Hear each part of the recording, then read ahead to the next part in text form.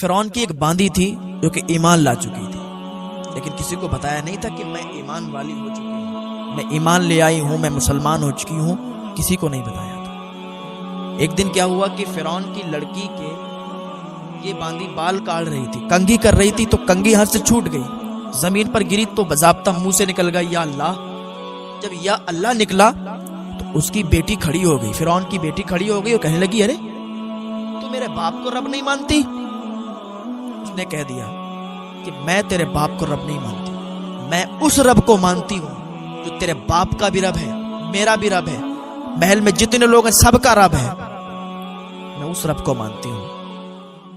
فرعون کی بیٹی نے جب اتنا سنا بھاگتی ہوئی فرعون کے پاس گئی۔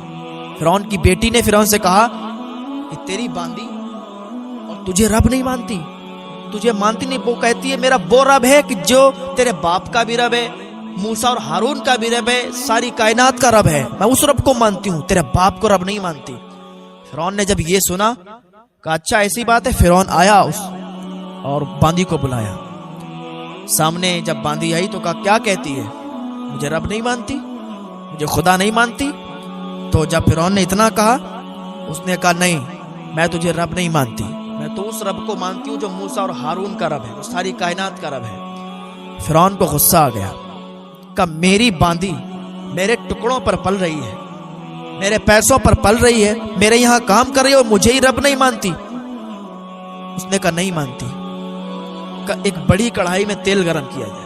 اس باندی کی دو لڑکیاں بھی تھیں، ایک چھوٹی تھی اور ایک جوان تھی۔ تیل گرم کیا گیا، کڑھائی میں تیل گرم ہو گیا تو کہا اب بھی نہیں مانتی؟ اس نے کہا نہیں مانتی۔ کہا تیری چھوٹی بیٹی کو اس میں ڈال دیں گے؟ اس نے کہا ڈال دو، لیکن میں تب بھی تجھے رب نہیں مانوں گی۔ کہا میں تیری دونوں بیٹیوں کو ڈال دوں گا۔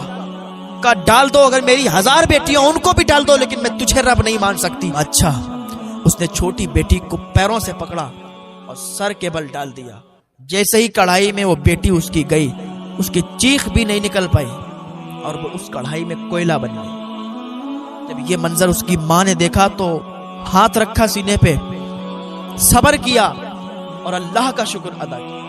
آج اتنی نعمتیں ملنے کے بعد بھی ہم اللہ کا شکر ادا نہیں کرتے۔ یہ اللہ والے ہیں کہ اپنی اولادیں قربان کر کے پھر بھی اللہ کا شکر ادا کرتے ہیں۔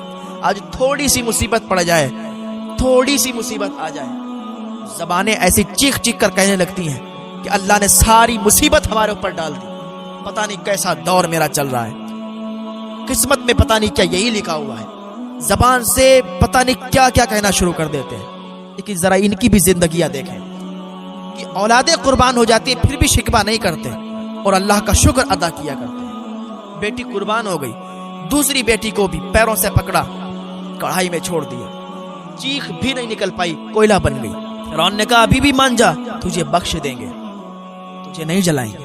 اس نے کہا میرے سامنے میری دونوں بیٹیاں جل گئیں، میں تجھے رب نہیں مان سکتی، نہ میں مانتی ہوں نہ مانوں گی، تو مجھے بھی جلا دے۔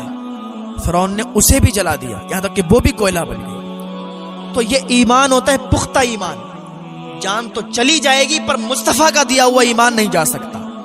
جان تو جا سکتی ہے پر حضور کا دیا ہوا ایمان نہیں جا سکتا۔ وہ کسی شاعر نے کہا تھا کہ جو جان مانگو تو جان دیں گے، مال مانگو تو مال دیں گے، مگر یہ ہم سے کبھی نہ ہوگا، نبی کا جاہو جلال دیں گے۔ یہ بھی کوئلہ بن گئی۔ معراج کی رات جب حضور تشریف لے جا رہے تھے نا تو خوشبو محسوس ہوئی۔ حضور نے جبریل سے فرمایا جبریل یہ خوشبو کیسی ہے؟ تو جبریل نے واقعہ پورا بتایا اور اسی قبر پر حضور گئے، کہا حضور یہ انہی ماں اور بیٹیوں کی قبر ہے کہ جنہوں نے فرعون کو رب نہیں مانا تھا اور کہا تھا میرا رب موسیٰ اور ہارون کا جو رب ہے وہی میرا رب ہے، تو میرا رب نہیں ہو سکتا۔